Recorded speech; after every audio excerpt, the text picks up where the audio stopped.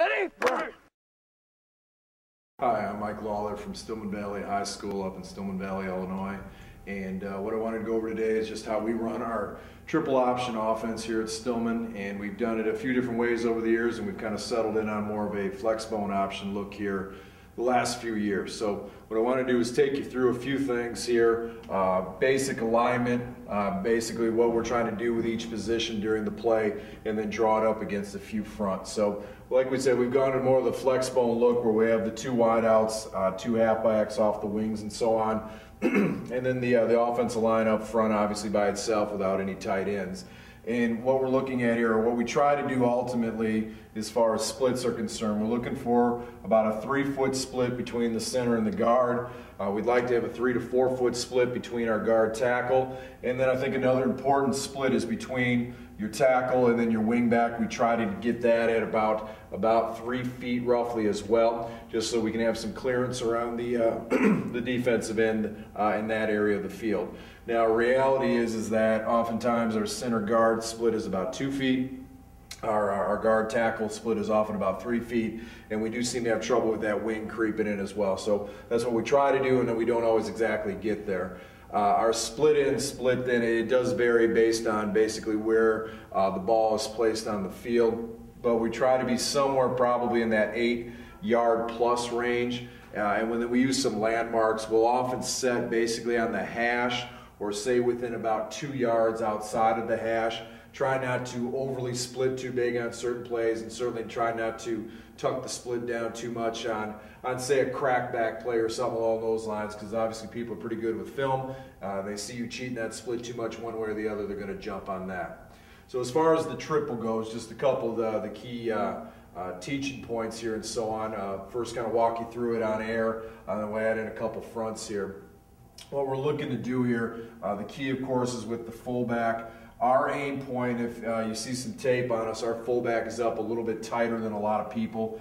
His hand is going to be about 4 feet behind the quarterback's heel. So that puts us, I find, compared to other people, maybe about a yard tighter than other people. But his path will then be, off the fullback path, will be right through the outside hip. And we like to say right up into the front knee of your tackle.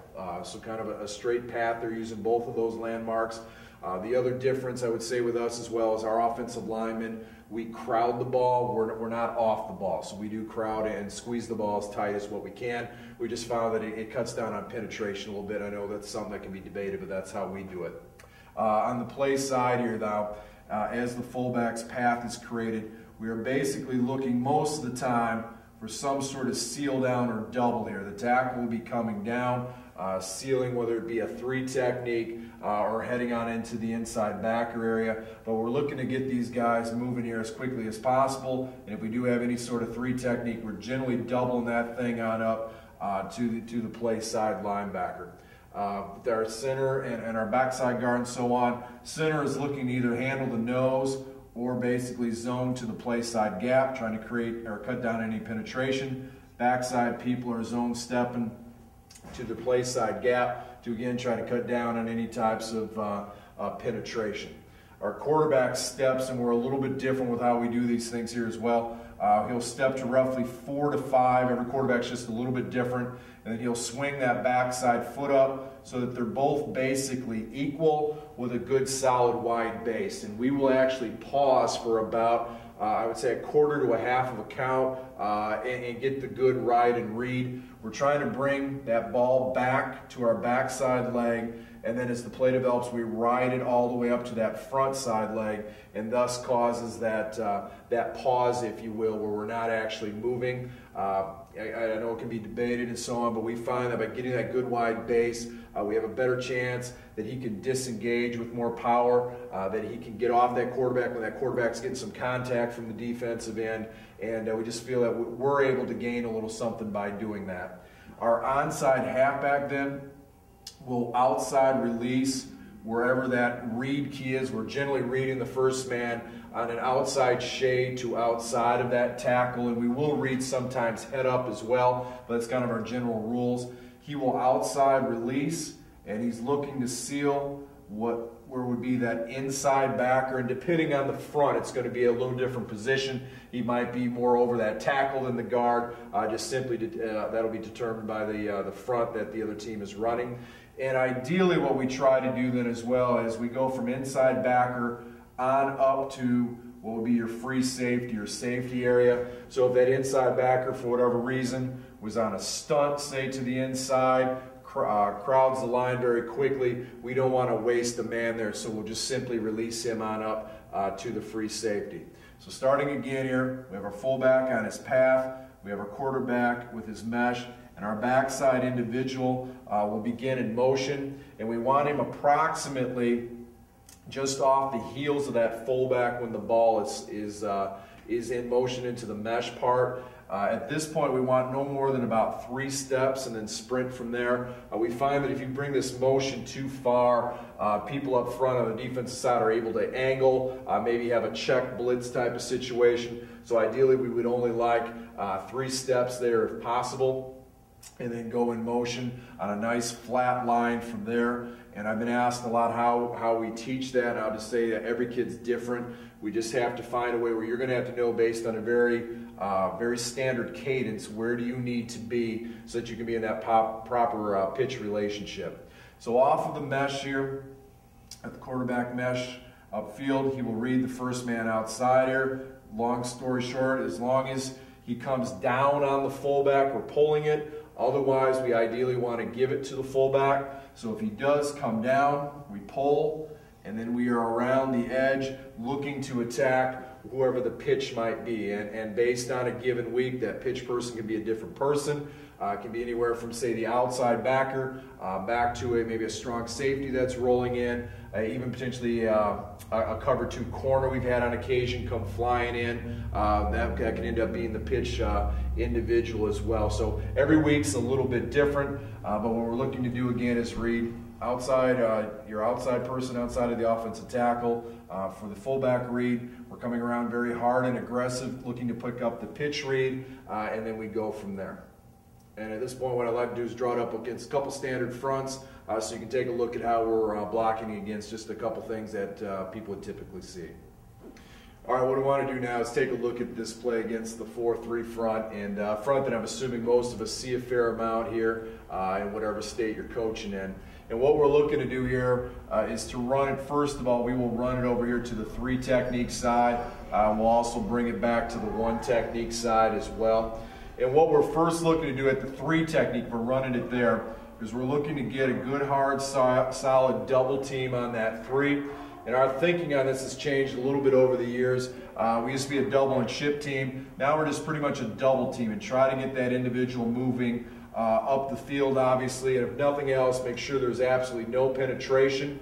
And out of the double, the one individual that's looking to chip more so is that guard, kind of eyeballing this inside linebacker for a tight, hard scrape type on the inside. So we're actually looking to scrape off the inside more so than chipping the tackle to the linebacker at that point. Our center then is going to take a good, hard, solid zone step, work his way up the field, looking for that inside linebacker. Obviously, again, looking for that hard inside blitz to get that thing cut off. Basically looking to simply force a scrape up over the top at, say, 3, 4, 5 yards, because even at that point, if we miss, we've still got ourselves a pretty good pickup.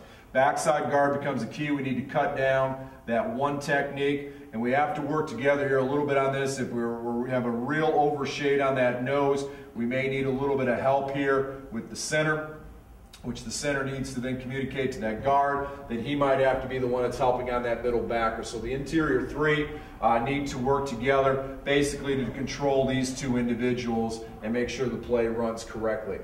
So that gives us our front side blocking, and our backside last tackle, again, just simply looking to zone step, get up on field, maybe cut down that backside outside backer. As the play begins then, we have our fullback's aim point right off the guard. Our motion again timed up as every individual is a little bit different. And then our play side halfback, what we're looking to do there is to rub tightly off of that defensive end read key and get that outside backer sealed. And that's obviously a large key to have that done, or that play can come across very quickly onto our quarterback. So at that point, then our quarterback is picking him up for that fullback read. Obviously, if he comes down onto the fullback, we're pulling. If he does not, he comes upfield, sits, or whatever else he might have to do, float outside. We then give, and we're on up the field fairly quickly.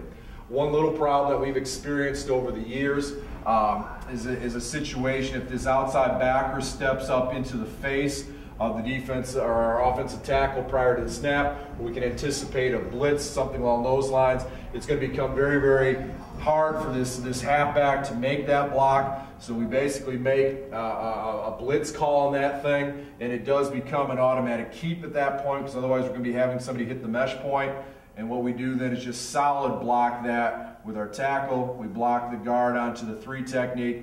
And the worst case scenario, if you just hand the ball off to the fullback, is that you're probably going to get a no gainer at that point. But if you can bend it off of that 3 technique, you can still pick a few things up. If there is enough time, or if he's declared very early in the situation, we'll simply flip it to the other side or get to a toss play or something outside of that, because they're obviously going to be a little bit short out in this region of the game as well.